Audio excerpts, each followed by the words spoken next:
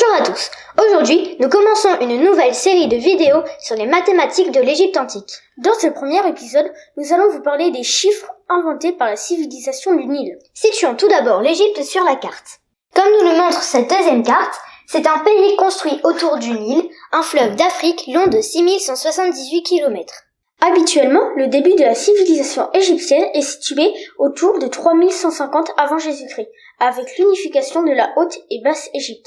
Cette civilisation très développée, notamment parce qu'elle a su tirer profit du Nil et de ses crues, a duré 3000 ans. De nombreuses dynasties et pharaons se sont succédés et les Égyptiens ont construit d'innombrables merveilles. Il y aurait beaucoup de choses à dire sur ce sujet, mais revenons aux chiffres. Les Égyptiens n'ont pas été les premiers à inventer leur écriture et leurs chiffres.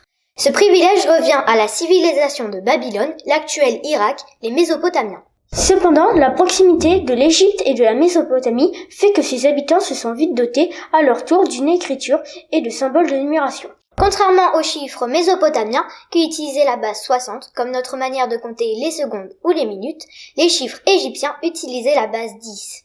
Les voici. Il y a un symbole pour 1, appelé bâton, un symbole pour 10, la hanche de panier. La liste continue ainsi. La corde enroulée correspond à 100, la fleur de lotus à 1000, le doigt correspond à 10 000, le tétard à 100 000 et le hé à 1 million. Les Égyptiens utilisaient donc les hiéroglyphes pour représenter leur nombre, passant d'un symbole à un autre en le multipliant par 10. Signalons qu'ils ne connaissaient pas le zéro à cette époque, mais vous vous demandez sûrement comment faisaient-ils pour écrire leur nombre. C'est ce que nous allons voir à présent. Pour écrire des nombres, les Égyptiens utilisaient un système additif, c'est-à-dire qu'ils juxtaposaient les symboles représentant des chiffres et ajoutaient leurs valeurs. Par exemple, pour écrire 7, ils écrivaient 7 bâtons disposés sur 2 lignes, comme cela. Voici un autre exemple. Une fleur de lotus pour 1000, 2 cordes pour 200, 3 anses de panier pour 30 et enfin 2 bâtons pour 2.